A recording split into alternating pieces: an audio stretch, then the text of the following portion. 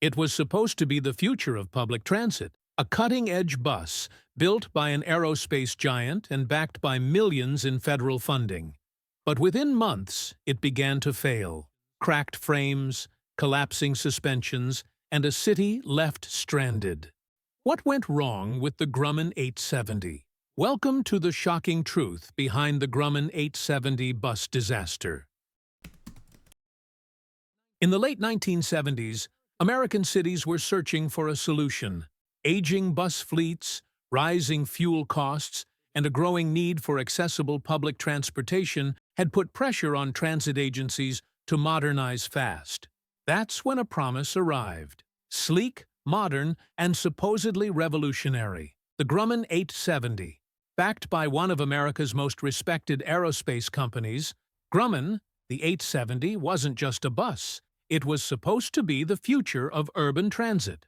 The pitch was bold: a lightweight, corrosion-resistant body, improved fuel efficiency, a design that would outlast the aging, new-look buses still grinding through city streets. And, for city officials, a tempting offer: modern tech, backed by federal subsidies and a trusted name.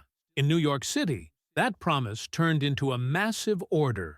Nearly 850 buses, one of the largest single procurements in U.S. transit history. It was a bold gamble, placing the future of the city's fleet in the hands of a brand-new bus model. But almost immediately, cracks, both literal and figurative, began to appear. Even before the buses hit the streets, transit workers raised concerns. To understand how the Grumman 870 came to be, we have to go back to the history of a much older company, the Flexible Company, spelled F-L-X-I-B-L-E, founded in 1913 in Loudonville, Ohio. Flexible originally began by manufacturing motorcycle sidecars, but pivoted to making intercity and transit buses by the 1920s.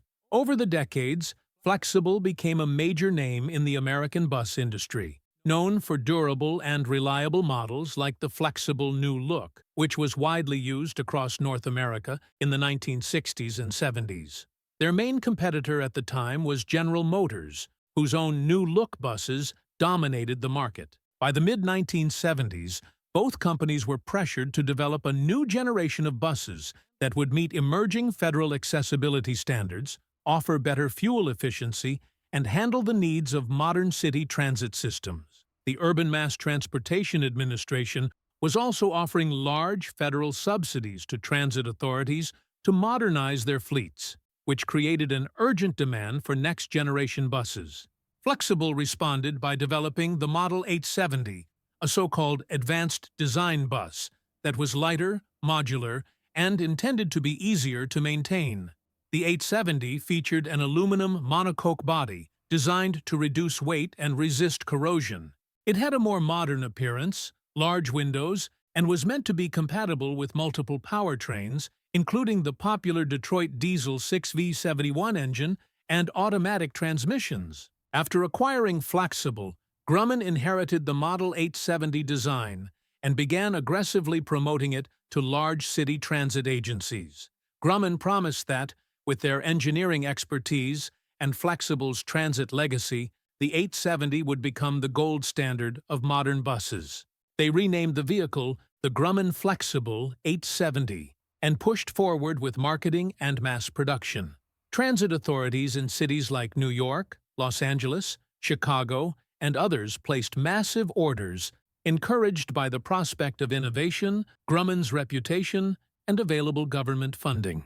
But there was a problem. The bus had never gone through rigorous real-world testing at full production scale. In the rush to meet demand and secure federal money, Grumman moved too fast. The result was a bus that looked good on paper, but beneath its modern skin were structural weaknesses, incomplete engineering, and a design that had not matured. Not long after New York City rolled out its new Grumman 870 fleet, the problems began. At first, they seemed minor: rattling panels, loose doors, unusual vibrations. But these small issues were just the beginning. Within months, mechanics discovered something far more serious: cracks forming in the A-frame, the critical structural support at the front suspension of the bus. The A-frame holds the front axle in place. It absorbs enormous stress every time the bus turns, brakes, or hits a pothole, which, in a city like New York, happens constantly. Cracks in this component aren't just mechanical defects, they're catastrophic safety risks. In late 1980, inspections revealed over 200 Grumman 870s with A-frame cracks, some so severe that front axles were in danger of collapsing. This wasn't wear and tear, it was a fundamental design flaw. Grumman had used thin-gauge aluminum alloys in an effort to reduce weight, but the material couldn't withstand the real-world stress of city driving. Welds were also poorly executed, and the buses had been rushed into service with minimal field testing. The situation escalated quickly. The MTA had to pull the entire fleet of 870s off the road, causing a transit crisis across New York City. Riders faced delays, routes were cut, politicians and unions demanded accountability. One of the most overlooked, yet devastating, flaws of the Grumman 870 was its suspension system. Designed to offer a smoother, more modern ride compared to aging, new-look buses, the 870's suspension featured advanced air ride components and updated geometry. On paper, it promised reduced vibrations, better handling, and more comfort for passengers and drivers alike. But in practice, it couldn't handle the brutal reality of urban transit. New York City's streets are notoriously rough, full of potholes, curbs, and tight turns. The Grumman 870's suspension, especially the front end, began to show signs of stress almost immediately after entering service. Buses developed alarming creaks, uneven tilts, and eventually full-blown failures in shock mounts and bushings.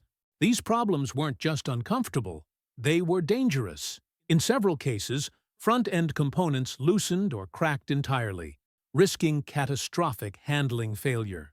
Mechanics frequently warned that the suspension wasn't holding alignment, and tires were wearing out far too quickly. The stress placed on the suspension also put additional pressure on the now infamous A-frame structure, accelerating cracking and structural fatigue. When passengers first boarded the Grumman 870, they were met with a bus that looked modern for its time. The 870 featured a wider front entrance, improved lighting, and a redesigned driver's area with updated gauges and ergonomic controls. Its air ride system promised a smoother, quieter ride, while the high, flat floor created more interior space. But beneath the surface, issues quickly emerged. Interior panels rattled loose, the heating and ventilation systems were unreliable, often leaving passengers sweating in summer or freezing in winter. The plastic seating was prone to cracking, and flooring materials wore out faster than expected.